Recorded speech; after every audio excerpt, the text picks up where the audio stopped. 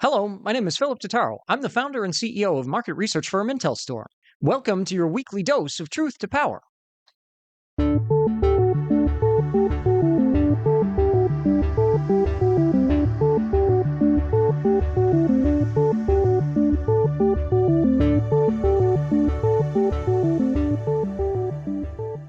Truth to Power examines data driven insights for the energy sector with a focus on renewables. On this week's episode, we're looking at feed in tariffs, public finance, and capital efficiency of renewable energy in the Americas region from the IntelStor Future of Renewables report. Feed-in tariffs in the Americas have typically been lower than the rest of the world, and this has mainly been due to two different factors. First, the US does use tax credits and other subsidies to improve the price of a power offtake agreement within the region, but power prices on average are significantly lower.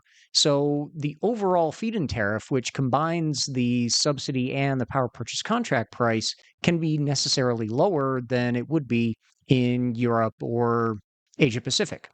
Other countries within the region are also conducting US dollar denominated power offtake auctions. So, as the US market goes and the US dollar goes, so goes some of the rest of the Americas region.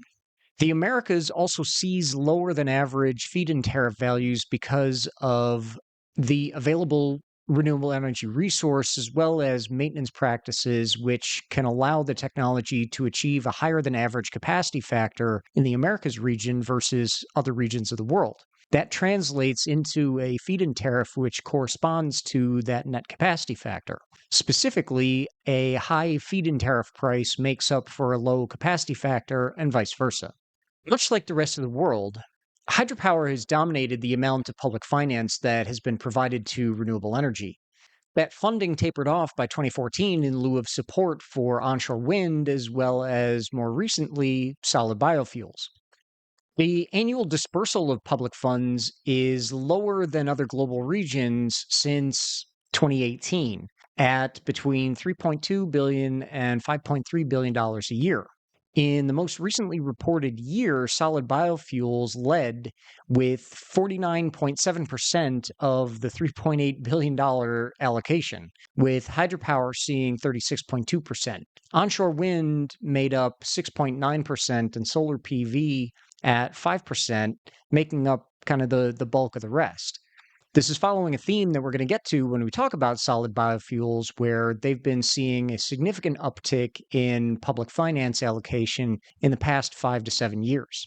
In the meantime, in the Americas, total investment in the region totals $117.5 billion in the past 25 years, with hydropower taking the bulk of that money at more than $63 billion, or just over 53.7%. Wind energy received 19.8% of that total, and it's supported a substantial amount of ramp up in the Central and South American markets. Solid biofuels are now catching up to wind with more than 19.7 billion, or about 16.8% of the total public finance in the Americas region. However, as we'll see in a moment, the deployment of solid biofuels has not been commensurate with that level of public finance commitment. Geothermal is also very noteworthy, having received just over 3% of the total public funding allocation, and the technology is poised to see some additional capacity additions in the next 5 years as a result. Technologies that have received a significant amount of public finance, like hydropower and solid biofuels, are actually towards the bottom of the list when it comes to capital efficiency. Keep in mind that capital efficiency is a measurement of the percentage of public finance versus private finance that's used per megawatt to get capacity installed and operational. Despite hydropower being such a prominent legacy technology, a lot of public funding allocated today goes to the refurbishment and repowering of existing facilities, some of which may have been built more than 50 years ago. At $221,000 per installed megawatt, it would seem that hydropower has not managed to keep pace with solar PV and onshore wind when it comes to public finance allocation. Meanwhile, solid biofuels have now received an average of $596,000 per installed megawatt, but it has yet to result in significant capacity growth in the Americas region. This is actually concerning to see so much public funding going towards a technology that's not necessarily early stage, but still requires significant support in order to demonstrate the positive payback for the public with capacity additions and scale up. We expect that this may change with more transparency and some increased accountability. We've certainly made note of the fact that solid biofuels has gotten a significant amount of public finance allocation in the past few years. Recall that amongst all the global regions, the Americas in general averaged $116,000 per installed megawatt across all renewable energy technologies, while Europe was at $86,000 per megawatt and Asia Pacific was at $28,000 per megawatt. This would indicate that the same type of renewable energy technology deployment in the Americas region requires a bigger transition away from public finance towards private capital. Thank you for joining me this week. I'm Philip Totaro, and this has been your weekly dose of truth to power.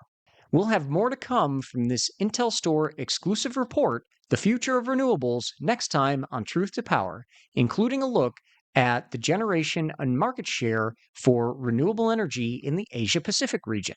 In the meantime, you can follow us on IntelStor's YouTube channel as well as your favorite audio platforms.